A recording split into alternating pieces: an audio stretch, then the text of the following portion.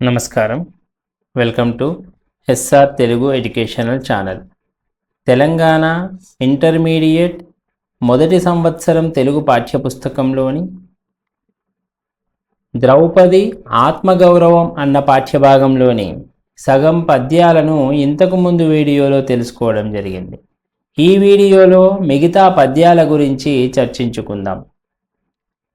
తరువాతి పద్యము సింగంబున్న గుహా నికేతమునకున్ శీఘ్రంబునన్ వచ్చు మాతంగంబుంబురుడించుచున్ భవనపుత్ర స్వీకృతంబైన యా రంగాగారము సేరవచ్చి మదిలో రాగంబు గూర్నిల్ల నింతిన్ కాముడిట తేడె ఇంతకని యుద్వృత్తాంగజోన్మాదుడై. ఇక ఆ ద్రౌపది పిలిచిందని వెళ్తున్న కీచకుడు ఎలా వెళ్తున్నాడట? సింగంబు ఉన్న గుహ నికేతమునకున్, ఒక సింహం నివాసముంటున్నటువంటి గుహా నికేతం, ఆ గుహా నివాసంలోనికి శీఘ్రంబునన్, చాలా త్వరగా వచ్చు మాతంగంబు, చాలా వేగంగా వస్తున్నటువంటి మాతంగము. మాతంగము అంటే ఏనుగు. పురుడించుచున్, ఆ విధంగా అంటే ఒక ఏనుగు, సింహం నివసిస్తున్నటువంటి గుహలోనికి ఏనుగు వెళ్తున్నట్టుగా ఈ కీచకుడు పవనపుత్ర, ఆ పవనపుత్రుడు, ఆ వాయుదేవుడి యొక్క వరప్రసాదమైనటువంటి భీముడు స్వీకృతంబైన ఆ భీముడు తీసుకున్నటువంటి ఆ రంగాగారము, అంటే తన ఆధీనంలోకి తీసుకున్నాడు ఆ రంగాగారాన్ని, అంటే ఆ నాట్యశాలను భీముడు తన స్వాధీనంలోకి తీసుకొని ఉన్నాడు. చేరవచ్చి, ఆ భీముడు ఉన్నటువంటి ఆ నాట్యాగారంకి చేరవచ్చి, అక్కడికి దగ్గరలోకి వచ్చాడట. వచ్చి మదిలో రాగంబు, తన మనసులో రాగంబు ఘూర్నిల్లా, బయటికి వస్తుందట. తన లోపల ఆ రాగము అంటే ఆ కోరిక, ఆ సరాగము, ఆ ప్రేమ, ఆ లోపల నుంచి ఆ కామం అనేది బయటికి వస్తూ ఉండగా ఘూర్నిల్లన్, చాలా తొందర పెడుతూ ఉందట ఆ కామము. ఆ కీచకుడిలో ఉన్న కామము తొందర పెడుతూ ఉండగా నింతిన్, ఆ ఇంతిన్ అంటే ఆ స్త్రీని, ఆ ద్రౌపదిని, అంటే ఆ సైరంధ్రిలా పనిచేస్తున్నటువంటి ఆ ద్రౌపదిని కాముండు ఇట తేడే, ఆ కాముడు, ఆ మన్మధుడు ఇటన్, ఇక్కడికి తేడే, ఇక్కడికి తీసుకురాడా? ఆ కాముడు, ఆ మన్మధుడు ఇక్కడికి తీసుకురాకపోతాడా? ఇంతకని ఉద్వృత్తాంగ, ఉత్ వృత్త అంగజ, ఆ అంగజ ఉన్మాదుడై, ఆ అంగజ అంటే ఆడవాళ్ళు, ఆ ఆడవాళ్ళ పైన కామం కలిగినటువంటి, ఒక పిచ్చి కలిగినటువంటి ఆ కీచకుడు, ఆ పిచ్చితో, ఆ కామం అనే పిచ్చితో, కోరికలనే పిచ్చితో అక్కడికి ప్రవేశించాడట ఆ కీచకుడు. అతను ప్రవేశిస్తున్న విధాన్ని కవి పోల్చుతున్నాడు. సింగమున్న గుహకి ఏనుగు పోయినట్టుగా ఈ కీచకుడు ఆ భీముడున్నటువంటి నాట్యశాలకి వెళ్తున్నాడు.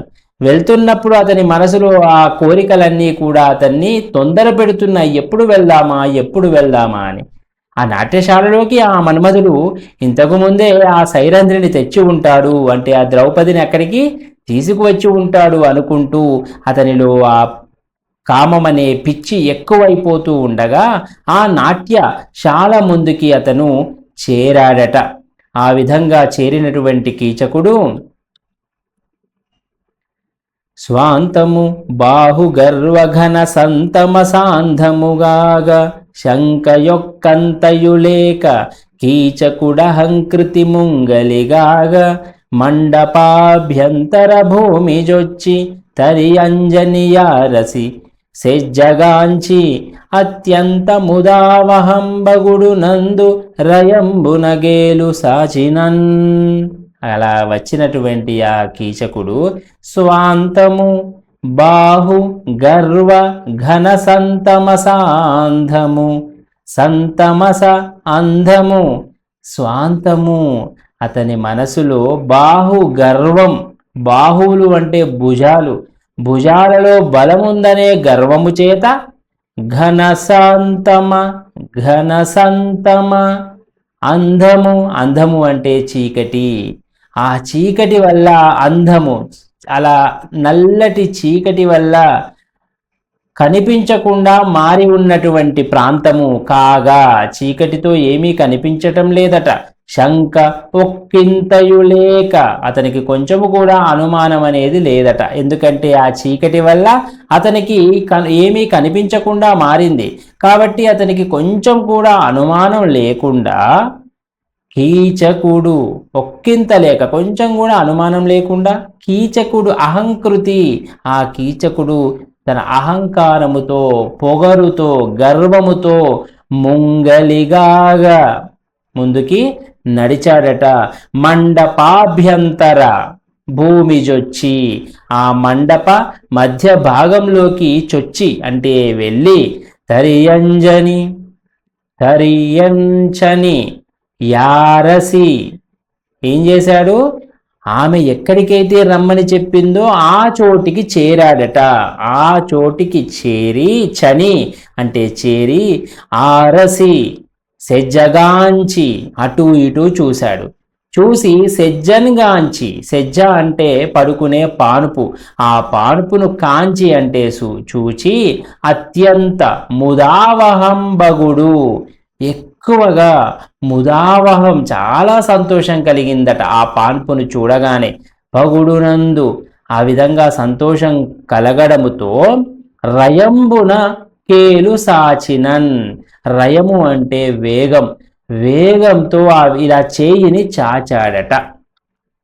ఏం చేశాడు, ఆ కీచకుడు అక్కడికి చేరి అతని మనసులో అతని గర్వము అంటే నేనెంత బలవంతుడినో అనే ఒక గర్వం చేత అతనికి కనులు కనిపించకుండా పోయాయట. అంటే కళ్ళు నెత్తి మీదికి ఎక్కాయి.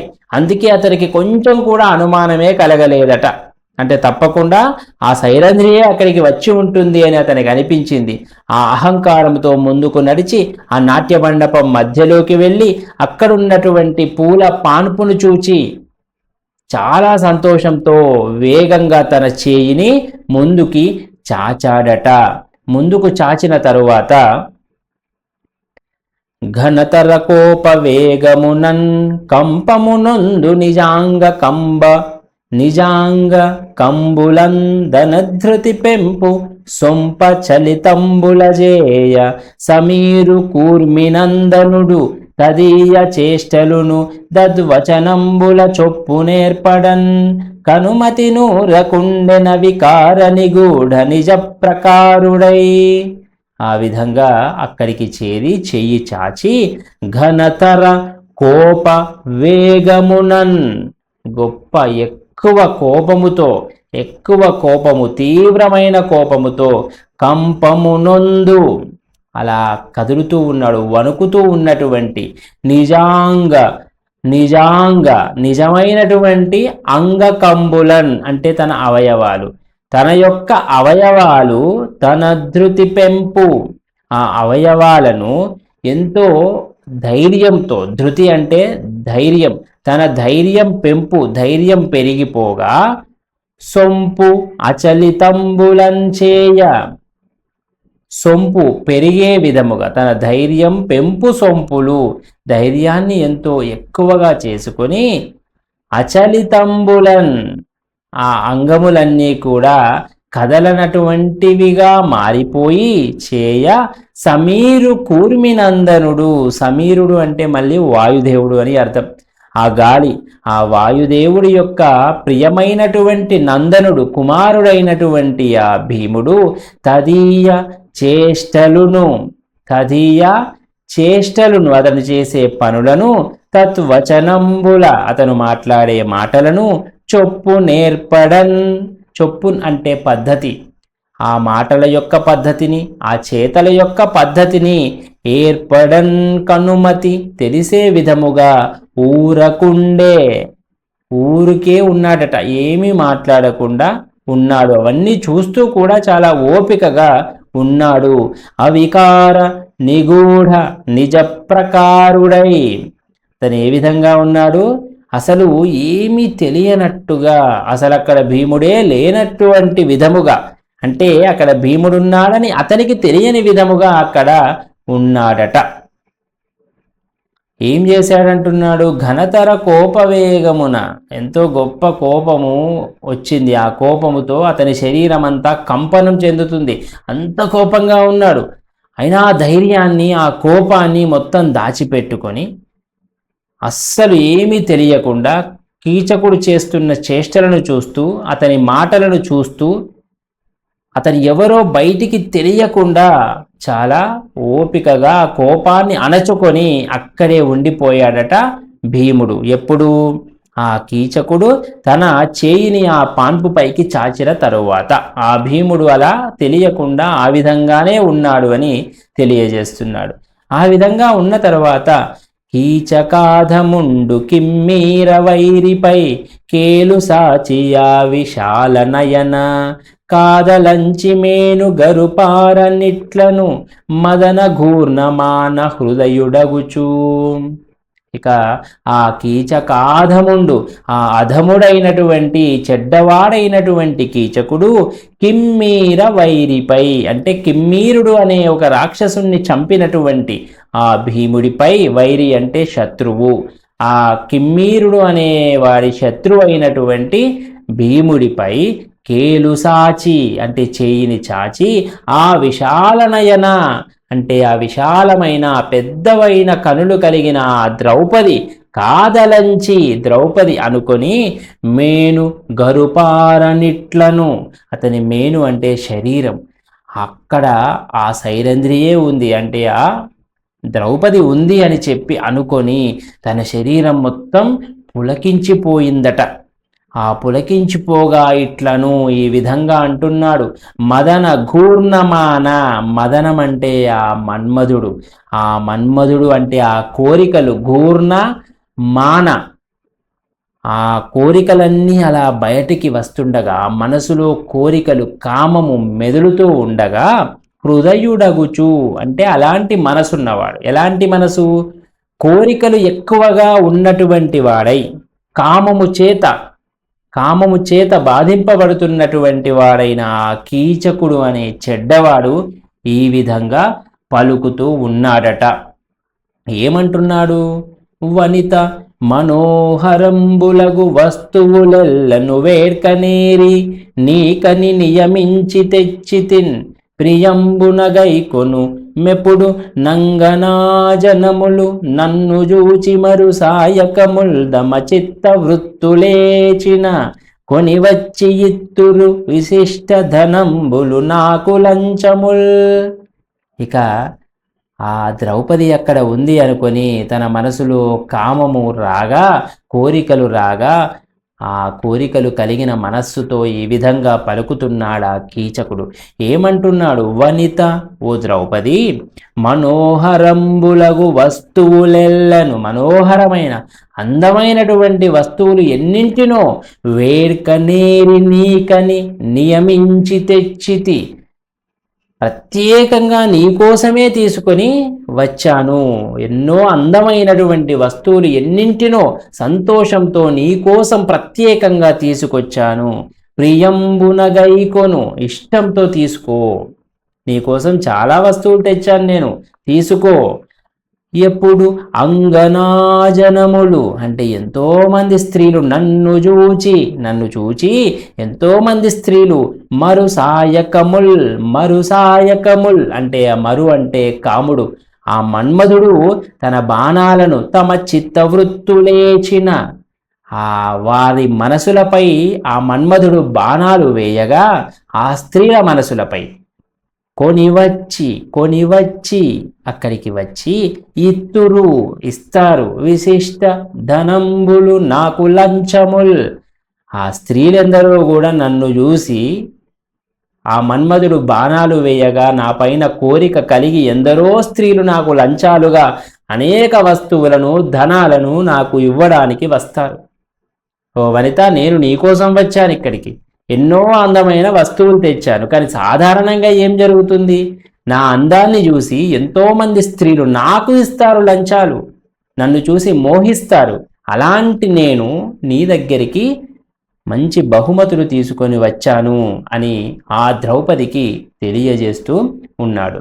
అనవుడు మనమున నిస్సీయని ఉచిత నిగూఢ భంగులగు భాషణముల్ తన ప్రియ వినిపించుటకిట్లని మృదు రీతి భీముడాతని తోడన్. అనవుడు మనమున నిస్సి, అనవుడు అంటే ఆ కీచకుడు ఆ విధంగా అనగా మనమున మనస్సులోనే, నిస్సి మనమునన్ ఇస్సి అని మనసులోనే ఇచ్చి అనుకున్నాడట ఆ భీముడు. అంటే చి నీ జీవితం అన్నట్టుగా నీచంగా అనుకొని అతని గురించి ఉచిత నిగూఢ భంగులగు భాషణముల్ ఏం చేస్తున్నాడు, ఉచితం అంటే తగినవి, నిగూఢ భంగులగు అంటే తెలియనటువంటి విధముగా, భాషణముల్ మాటలను తన ప్రియ వినిపించుటకు ఇట్లనియన్, తన ప్రియ అంటే తన ప్రియమైనటువంటి భార్య అయిన ద్రౌపదికి వినిపించుటకు, వినే విధముగా, వినిపించడానికి ఇట్లు అనియన్ ఈ విధంగా అన్నాడట. మృదు రీతి చాలా మృదువుగా, చాలా మెత్తగా, చాలా ప్రేమగా ఈ విధంగా పలికాడు భీముడు ఆతని తోడన్. అంటే ఇప్పుడు భీముడు మాట్లాడే మాటలు ద్రౌపదికి వినిపించాలని చెప్పి ఈ విధంగా మాట్లాడుతున్నాడట భీముడు. అది ఎవరికి వినిపించే విధముగా, ఆ స్త్రీకి, ఆ ద్రౌపదికి వినిపించే విధముగా ఈ విధంగా కీచకుడితో మాట్లాడుతూ ఉన్నాడట. కీచకుడితో ఏం మాట్లాడుతున్నాడు అంటే, నను ముట్టి నీవు వెండియు వనితల సంగతికి బోవు వాడవేయైనన్ తనువే బడసిన ఫలమే కనియద విద చిత్త భవ వికారములెల్లన్.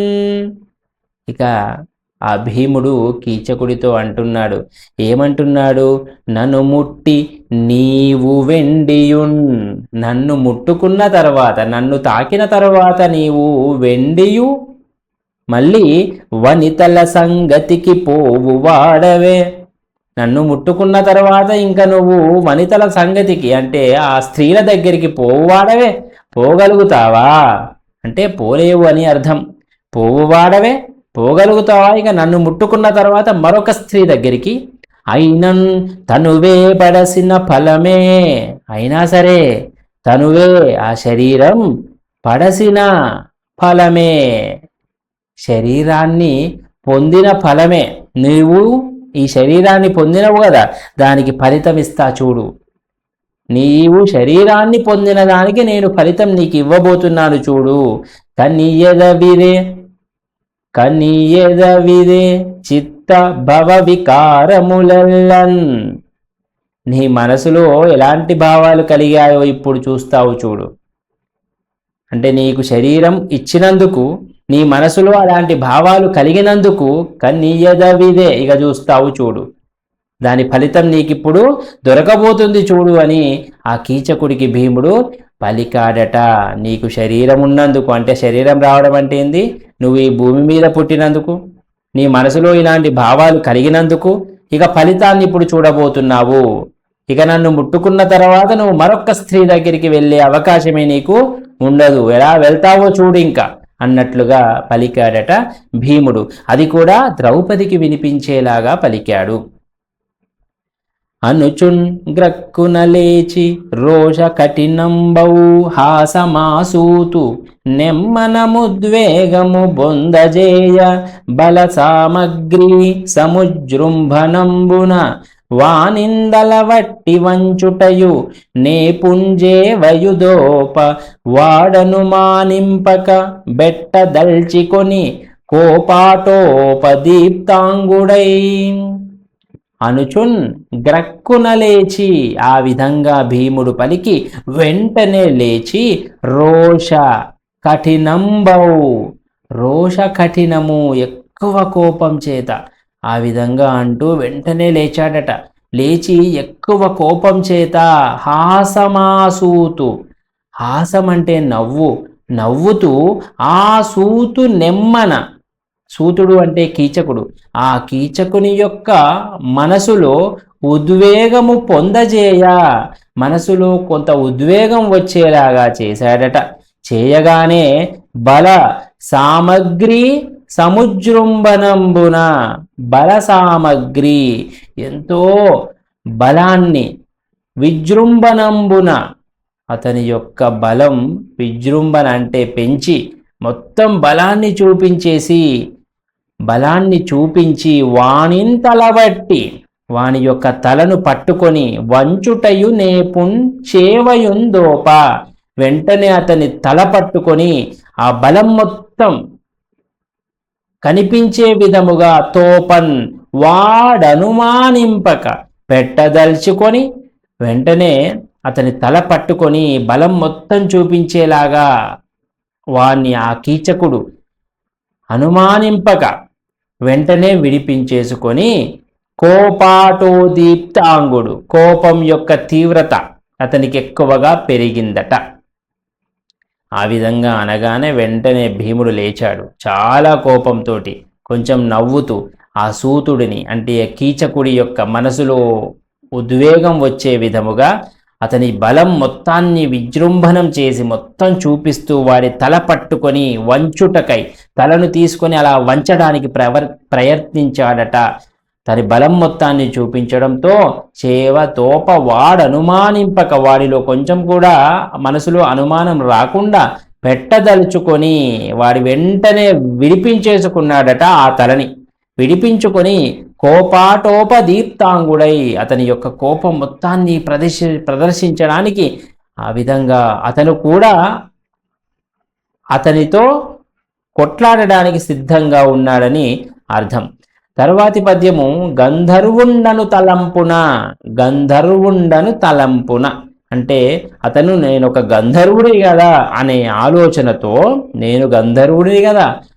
ఆలోచనతో పవన తనూజు బాహువులు పానియుగంబున బట్టి వీకమై, నవనిపై బడందిగిచి అంగము జానుల నూదినంగడున్, జవమున దండతాడిత భుజంగము భంగి సముత్థితాంగుడై, యవయవముల్ ప్రకోప రభసాతిశయంబున బొంగనుద్దతిన్. ఏం చేశాడు? పవన తనూజు బాహువులు, ఆ పవనదేవుడు వాయుదేవుడి కుమారుడైనటువంటి భీముడి యొక్క బాహువులు అంటే భుజాలు, పాణియుగంబున బట్టి ఆ రెండు చేతులను కూడా పట్టుకొని, ఆ భుజాలు రెండు చేతులను పట్టుకొని వీకమై ఎంతో పరాక్రమంతో అవన్నీ పైంబడన్ నేల మీద పడేలాగా దిగిచి కిందికి తోసి, అంగము జానువుల నూదినన్, ఆ అంగము అంటే శరీరంలో ఉన్న జానువులు అంటే మోకాళ్ళతోటి ఊదినన్ గట్టిగా తొక్కాడట. తొక్కి కడున్ జవమున ఎక్కువ, జవము అంటే శక్తి, ఎక్కువ శక్తితో దండ తాడిత భుజంగము భంగి, దండ అంటే కర్ర, తాడిత అంటే కొట్టిన, కర్రతో కొట్టినటువంటి పాము విధముగా, కర్రతో కొట్టిన పాము ఏ విధంగా ఎగిరి పడుతుందో అలా భంగి ఆ విధముగా సముత్థితాంగుడై ఆ విధంగా పాము ఎగిరినట్టుగా అలా ఎగిరినటువంటి అంగుడు శరీరం కలవాడై, అవయవముల్ ప్రకోప రభస అతిశయంబుగా పొంగన్ ఉద్ధతిన్, ఆ అవయవములు మొత్తము కూడా ఎంతో కోపముతో పొంగిపోయి ఆ కీచకుడు, ఆ పవన తనూజుడు అంటే ఆ వాయుదేవుడి యొక్క కుమారుడైనటువంటి భీముడి యొక్క భుజాలు ఆ రెండు చేతులు పట్టి అతను పరాక్రమంతో నేలపైకి తోసి ఆ భీముడి యొక్క ఆ మోకాళ్ళతో అతన్ని కింద తొక్కి పట్టాడట. అప్పుడు కర్రతో కొట్టిన పాము ఏ విధంగా ఎగురుతుందో ఆ విధంగా తన శరీరాన్ని ఎగరదేసి ఆ అవయవములలో మొత్తం కోపం అనేది ఉప్పొంగిపోగా ఆ విధముగా తరువాత ఏం చేశాడనేది తర్వాత పద్యంలో మనకి మగుడన్ మగుడన్ కీచకు బట్టవాడును బలోన్మాదంబునన్ బాహుగర్వ గరిష్ఠుండగు నా హిడింబరిపు తీవ్ర క్రోధుడై బట్టి వెట్టుగ ద్రోపాడగ నిద్దరున్ భుజబలాటోపంబుమై నొండురున్ మిగులంజాలక కొంతసేపు వడి మేమే బోరి రుగ్రాకృతిన్ మేమే బోరి రుగ్రాకృతిన్ మగుడన్. ఆ విధంగా చేసినప్పుడు మళ్ళీ కీచకు బట్టవాడును, కీచకుణ్ణి పట్టుకొని వాడును బలోన్మాదంబునను ఎంతో బలముతోటి పరాక్రమముతోటి బాహుగర్వ గరిష్ఠుండగు ఆ భుజ బలాలతో చాలా గొప్ప బలం కలిగినటువంటి ఆ హిడింబ రిపు, ఆ హిడింబ రిపు అంటే హిడింబుని యొక్క శత్రువైనటువంటి భీముడు తీవ్ర క్రోధుడై బట్టి తీవ్రమైనటువంటి కోపముతో పట్టి పెట్టుగా త్రోపాడగన్ గట్టిగా పట్టుకొని ఆ విధంగా తోసివేసేశాడట. ఆ ఇద్దరు కూడా భీముడు మరియు కీచకుడు భుజ బలాటోపంబుమై ఆ ఇద్దరు కూడా వారి భుజ బలముతో వారికి ఉన్నటువంటి గొప్ప బలముతో ఒండొరున్ ఒకరికొకరు మిగులంచాలక ఎంతో వేగముతోటి ఒకరు ఇంకొకరు తీసిపోని విధముగా కొంతసేపు వడి మేమే బోరి రుగ్రాకృతిన్ ఎంతో భయంకరమైనటువంటి ఆకృతితో ఉగ్రంగా అంటే చాలా కోపంగా భయంకరంగా కొంతసేపు పోరాటం చేశారట. ఉగ్రముగా వారు పోరాటం చేశారట. కొద్దిసేపు ఒకరిపైన ఒకరు పడి కొట్టుకున్నారు చాలా ఎక్కువ సేపు. అలా కొట్టుకొని ఇవ్విధముననే చియిరువురు పెద్దయు ప్రొద్దు పోరవాయు పుత్రుబలము తోడు తోడ వెరుగ దొడగె నా కీచకాధముని లావు పిదప తొరుగజొచ్చే. ఆ విధముగా నేచి ఇరువురు ఆ విధముగా ఇద్దరూ కూడా ఎంతోసేపు కొట్టుకోవడం వల్ల పెద్దయు ప్రొద్దు పోర చాలాసేపు ఎన్నో పొద్దులు చాలాసేపు పోరాటం చెయ్యగా వాయుపుత్రు బలము తోడు తోడ ఆ వాయుపుత్రుడైనటువంటి భీముడి యొక్క బలం అనేది తోడు తోడ పెరుగుతూ ఉందట. రాను ఆ భీమసేనుడి యొక్క బలం పెరుగుతూ ఉందట. ఆ కీచకాధముడిలావు ఆ కీచకుడు అధముడైనటువంటి కీచకుడి యొక్క బలం పిదప తరుగజొచ్చే అలా కొద్దిసేపటికి తగ్గుతూ వస్తుందట. భీముడి బలం పెరుగుతూ పోతుంది, కీచకుడి బలం తగ్గుతూ పోతూ ఉందట. దాని నెరింగి ఎంతయును ఉదగ్రనా బకవైరి గ్రక్కునన్ వాని నడంగం బట్టి పడవైచి మహోగ్రత నాక్రమించే బంచానన మేనమున్ పొదవునట్లత డూర్జిత శక్తి నుద్భటుండై నెగసెన్ సమీరసుతు నల్కకు బ్రాకిడి నట్లు వీకతోన్. దాని నెరింగి ఇక అది తెలుసుకొని ఎంతయును దగ్గరత ఎంతో కోపముతోటి ఆ బకవైరి గ్రక్కునన్ ఆ బకాసురుడి యొక్క శత్రువు బకాసురుణ్ణి సంహరించినటువంటి ఆ భీముడు గ్రక్కునను వెంటనే వాని నడంగబట్టి వాణ్ణి గట్టిగా పట్టుకొని పడవైచి కింద పడదోసేశాడట. మహోగ్రత ఎంతో గొప్ప బలముతో ఆక్రమించెన్ పంచాననమేనము పొదవున వాణ్ణి గట్టిగా పట్టేసుకున్నాడట. ఎలా పట్టుకున్నాడు? పంచానన అంటే ఆ పంచాననమైనటువంటి ఆ సింహము మేనము అంటే జింక, సింహము జింకను పట్టుకున్నటువంటి విధముగా పొదవునట్లత ఆ విధముగా ఆ విధంగా మొత్తం గట్టిగా పట్టేసుకున్నాడట. పులి పంజాలో చిక్కినటువంటి జింకలాగా భీముడి పంజాలో ఆ కీచకుడు చిక్కాడట. ఊర్జిత శక్తి ఆ విధంగా శక్తి మొత్తాన్ని చూపెడుతూ ఉద్భటున్ ఆ విధంగా ఆ జింకను పట్టుకున్నటువంటి సింహములాగా అతను కూడా అలా పట్టుకున్నాడు. సమీరసుతుడు అంటే సమీరుడంటే వాయుదేవుని యొక్క సుతుడైనటువంటి ఆ భీమసేనుడు అట్లా అతడూర్జిత శక్తి ఉద్భటుండై ఆ విధముగా గట్టిగా పట్టుకున్నాడు అతని యొక్క బలం కనిపించే విధముగా. ఆ కీచకుడు అల్కకు బ్రాకిడినట్లు వీకతోన్ అతని యొక్క బలం మొత్తాన్ని చూపిస్తూ అతని పైన పడ్డాడట. ఎంతో పరాక్రమంతో ఆ భీముడు ఆ కీచకుని మీద పడ్డాడు. ఇంతకుముందు చెప్పినట్టు భీముడి యొక్క శక్తి పెరుగుతూ ఉంది, ఆ కీచకుడి యొక్క శక్తి తగ్గుతూ ఉంది.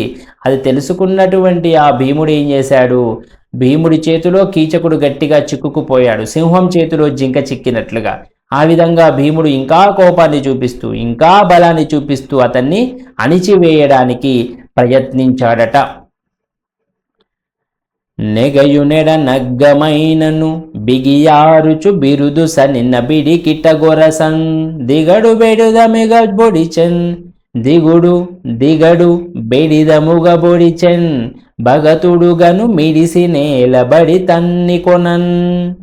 ఇక నెగయునెడ నగ్గమైనను, ఇక పైకి లేచేటప్పుడు లోబడిపోయినప్పుడు బిగువు చాలా బలం కలిగినటువంటి వాడు బిరుదు చనినన్ ఎరకకు పోదామని అనుకున్నా పగతుడు అంటే ఆ శత్రువైనటువంటి కీచకుడు ఒక్కొక్కసారి అతని పైన పోరాటం చేద్దామని అనుకుంటున్నాడు. కొన్నిసార్లు అతనికి లోబడిపోయాడు, ఇక నేను చేసేదేమీ లేదన్నట్లుగా మారిపోయాడు కీచకుడు. మరొకసారి వెనకకు పరిగెత్తి పారిపోదామా అనుకుంటున్నాడు. అయినా సరే అతను ఆ భీముడు ఆ కీచకుణ్ణి బెడిదము బొడిచెన్ అతన్ని గట్టిగా పట్టుకొని భగతుడుగను మిడిసి నేలబడి తన్ని కొనన్ గట్టిగా నేలకేసి కొట్టాడట. నేలకేసి గట్టిగా కొట్టి బెడిదముగా బొడిచెన్ అతని యొక్క కడుపులో గట్టిగా చేతులతో కొట్టడం మొదలుపెట్టాడు. అప్పుడు ఆ భగతుడు మిడిసి నేలబడి తన్ను కొనెన్ ఆ నేల మీద పడిపోయాడట. కనుమిడిసి కన్నులు బయటికి వచ్చేసాయట, కనుమిడిసి కనుగుడ్లు బయటికి వచ్చేసాయి, నేలబడి తన్ను కొనన్ ఆ నేల మీద ఆ విధంగా పడిపోయాడట ఆ కీచకుడు. పల్లవ ప్రసూన ఫల భరితంబగు మ్రానుగూల ద్రోచు మత్త గజము పోలె వివిధ రత్న భూషణ భూషితుండైన సూతు గూల్చెన నిలసుతుడు. ఇంకా ఏమంటున్నాడు, పల్లవ ప్రసూన ఫల, పల్లవాలంటే చిగుర్లు, ప్రసూనం అంటే పూలు, ఫలం అంటే పండ్లు, అవన్నీ ఉన్నటువంటి మ్రానును చెట్టును కూలద్రోచు మత్త గజము మదించినటువంటి ఏనుగు ఏ విధముగా పండ్లు పూలు చిగుర్లు ఉన్నటువంటి చెట్టును కూలదోస్తుందో ఆ విధముగా రత్నభూషణ భూషితుండైన ఎన్నో రత్నాలు ఆభరణాలు ధరించినటువంటి ఆ సూతుడు ఆ కీచకుడిని అనిలసుతుడు అంటే ఆ వాయుసుతుడైనటువంటి భీముడు అతన్ని నేలపైన పడగొట్టేశాడు అంటే చంపివేశాడు అంటున్నాడు. అలా జరిగిన తరువాత వికృతపు చావు సంపమది వేడుక పుట్టిన గిట్టి పట్టిమ మస్తకమును బీన దీర్ఘభుజ శాఖలు బాధయుగంబు మేనిలోనికి జొరనుగుగాదురిమి నించిన గ్రంథల తిత్తి అయిన కీచకు ధరణి స్థలిన్ జదిపి చక్కని ముద్దగా చేసే దుష్టుడై. వికృతపు జావు సంప, చాలా వికృతంగా వీన్ని చంపాలి అని మది వేడుక పుట్టిన మనసులో ఇతనికి ఒక ఆలోచన పుట్టిందట. ఎవరికి? ఆ భీముడికి ఈ కీచకుణ్ణి చాలా వికృతంగా చంపేయాలని మనసులో అనిపించింది. అనిపించడంతో గిట్టి పట్టి అతని దగ్గరికి వచ్చి గట్టిగా పట్టుకొని మస్తకమును అంటే తలను బీన దీర్ఘభుజ శాఖలు పీన దీర్ఘ భుజ అతని భుజ శాఖలు అంటే చేతులు పొడవైనటువంటి చేతులను పాదయుగంబును రెండు పాదాలను మేనిలోనికి చొర అతని శరీరంలోనికి చొప్పించేశాడట. ఉగ్గుగా తురిమి ఆ లోపలికి మొత్తం తురిమేశాడట. తురిమిన్ ఇంచిన గ్రంథల తిత్తి అయిన రంధ్రాలు అయిపోయినటువంటి ఆ శరీరము కీచకుడి యొక్క శరీరము అన్ని రంధ్రాలు పడి కనిపిస్తుందట. ఆ రంధ్రాలు పడి కనిపించడము, చేతులను తలను అదే శరీరంలోకి చొప్పించి వేయడము, ఆ ధరణీస్థలి ఆ భూమి మీద చదిపి ఆ భూమి మీద పడేసి చక్కని ముద్దగా చేసే తుష్టుడై ఆ శరీరాన్ని ఒక చక్కని ముద్దలాగా మార్చివేశాడట. అంటే మాంసపు ముద్దలాగా ఒక చోట పడేశాడట. అప్పుడు మనసులో కొంత ఆనందం ఆ భీముడికి కలిగిందట. ఆ ఆనందం కలగగా తన కడిమి కలిమి నచ్చియు మనమునదల కడర సూతు మరణంబుగనున్ కొనుటకు తల్లడపడు ప్రియ వనిత కథని చావు సెప్పి వడిదన్ మాత్రన్. ఇంకేమైందట? తన కడిమి కలిమి నచ్చియు, తన కడిమి కలిమి తన యొక్క బలము నచ్చియు తెలిసి కూడా మనమున తల కడర, మనమున తలకు అడర, తన మనసులో కొంచెం భయం కలిగిందట. సూతు మరణంబుగనున్ ఆ కీచకుడి యొక్క చావును చూడడానికి తల్లడపడు ప్రియ ఆరాటపడుతుందట. ఆ ద్రౌపదికి భీముడి యొక్క బలం తెలుసు, కానీ ఆ కీచకుడి చావును వినడానికి చాలా ఆరాటపడుతూ ఉందట ఆ ద్రౌపది. వనిత కథని చావు చెప్పి వడిదన్ మాత్రన్. ఇంకా ఆ భీముడు తన భార్య అయినటువంటి ద్రౌపదికి ఆ కీచకుణ్ణి చంపినటువంటి విషయాన్ని చెప్పి వేగముగా చూచుచుజేరి వ్రేల్మిడుచుచున్ దలయూచి విలక్ష చిత్తయై యా చపలాక్షి ముక్కుపై అంగుళమున్ గదించి దీనికై కీచక ఇంత సేసితి సుఖిత్వము బొందుదుగాక ఇంక నట్లేచిన నిట్లుగా కొడుగునే అనుచున్ వెరగందుచుండగన్. ఇక ఆ ద్రౌపది చూచుచుజేరి, ద్రౌపది అక్కడ ఆ భీముడు కీచకుణ్ణి చంపిన విధాన్ని వచ్చి చూసిందట. చూసి చేరి వ్రేల్మిడుచుచున్ తలయూచి ఆ చేతి యొక్క వేళ్ళన్నిటినీ ఈ విధంగా విరుచుకుందట. చేతులు విరుచుకొని తలయూచి ఆ తలను ఊపి అయ్యయ్యో, ఇలా చేతులు విరుచుకొని తలను అలా ఊపి అయ్యయ్యో విలక్ష చిత్తయ్యై చాలా ఆశ్చర్యపడిపోతూ ఆ మాంసపు ముద్దను చూసి ఆశ్చర్యపడిపోతూ చపలాక్షి ఆ చపలమైన కదలాడే కన్నులు కలిగినటువంటి ద్రౌపది ముక్కుపై అంగుళమున్ కదియించి ముక్కు మీద వేణుని ఇలా అనుకొని దీనికై కీచక ఇంత చేసితివి, దీనికోసమేనా అయ్యో కీచక, దీనికోసమేనా ఇంత చేశావు, నన్ను ఇంత బాధ పెట్టింది ఇందుకోసమేనా, సుఖిత్వము పొందుదుగాక, ఇక నీకు శాంతం కలుగుగాక, నువ్వు శాంతించుదువుగాక, నీ ఆత్మకి శాంతి చేకూరుగాక అని ఇంకా నట్లేచిన ఇట్లుగా కొడుగునే. ఇంకా నువ్వు అట్లా చేస్తే మరి ఇట్లా కాకుండా ఇంకేమవుతుంది, నువ్వు చేసిన పనికి నీకు ఇలాగే జరుగుతుంది కదా, ఇలా జరగకుండా ఉంటుందా అనుచున్ అంటూ వెరగందుచుండగన్ ఆశ్చర్యపడిపోయిందట. ఆహాహా కీచక, ఇంకా నువ్వు చేసిన పనికి నీకు ఇట్లా కాకుండా ఇంకెలా అవుతుంది అని ఆశ్చర్యపోయిందట ద్రౌపది. ఈ విధంగా భీముడు కీచకుణ్ణి ఈ విధంగా వికృతంగా చంపివేశాడట. అంటే ఆ కీచకుడి యొక్క మనసులో పరాయి స్త్రీ పైన వ్యామోహం రావడం వల్ల ఆ వ్యామోహానికి తగిన శాస్త్రి ఈ భీముడు చేయడం జరిగింది. ఇది ద్రౌపది, ఇది ఈ పాఠ్యభాగము. ద్రౌపది ఆత్మగౌరవం అన్నటువంటి పాఠ్యభాగంలోని ముఖ్యమైనటువంటి విషయాలు. ఇది రెండవ భాగము. మొదటి భాగము నేను ఇందులో డిస్క్రిప్షన్లో మీకు లింక్ ఇస్తాను. ఆ మొదటి భాగం విన్న తర్వాత రెండవ భాగం వినడానికి ప్రయత్నించండి. తరువాతి వీడియోలో ఈ రెండు భాగాలలో ఉన్నటువంటి ముఖ్యమైనటువంటి విషయాన్ని కొంచెం క్లుప్తంగా తక్కువ సమయంలో మీకు అందించడానికి ప్రయత్నిస్తాను.